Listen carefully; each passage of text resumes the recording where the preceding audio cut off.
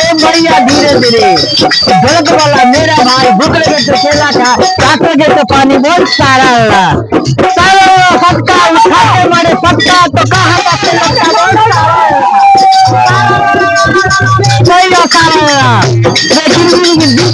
जंगल को मैं बता ले चल मीना बाजार खोल दे छत्तीसगढ़ बहुत सारा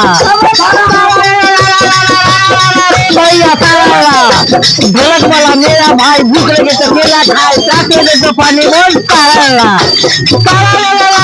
रे भैया सारा रे जिन के तार जंगल को मैं बता ले चल मीना बाजार खोल दे खेती कबाड़ सारा भैया सारा उसमें लगा हुआ कल सारा धीरे धीरे रे भैया धीरे धीरे रे भैया धीरे धीरे ढोलक वाला मेरा भाई भूख लगे तो केला खाए, प्यास लगे तो पानी बोल सारा सब उसमें लगा हुआ कल पानी पीते जाना सब बोलो हरी रे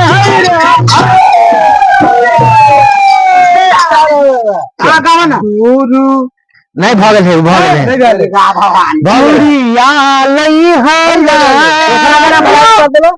गोरी के पातर गोरी के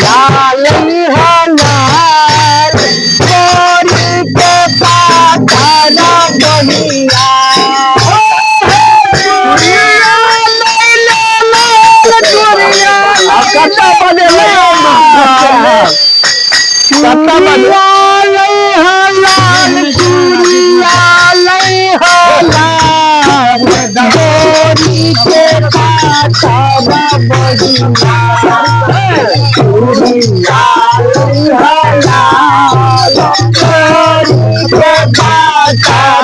बनिया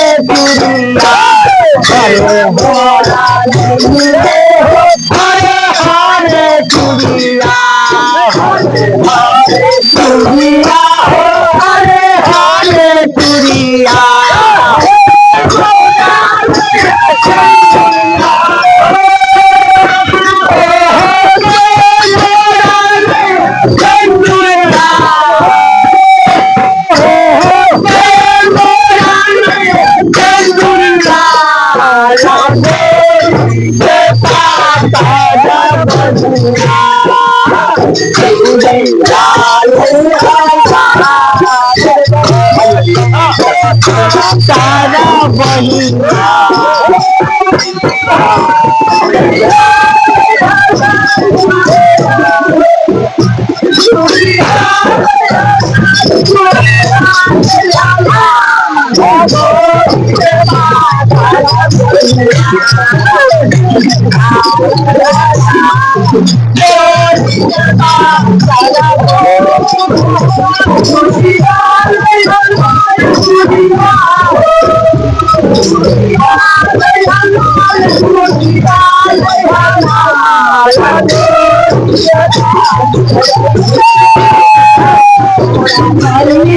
हरे हरे चूड़िया हरे हरे चूड़िया हरे हरे चूड़िया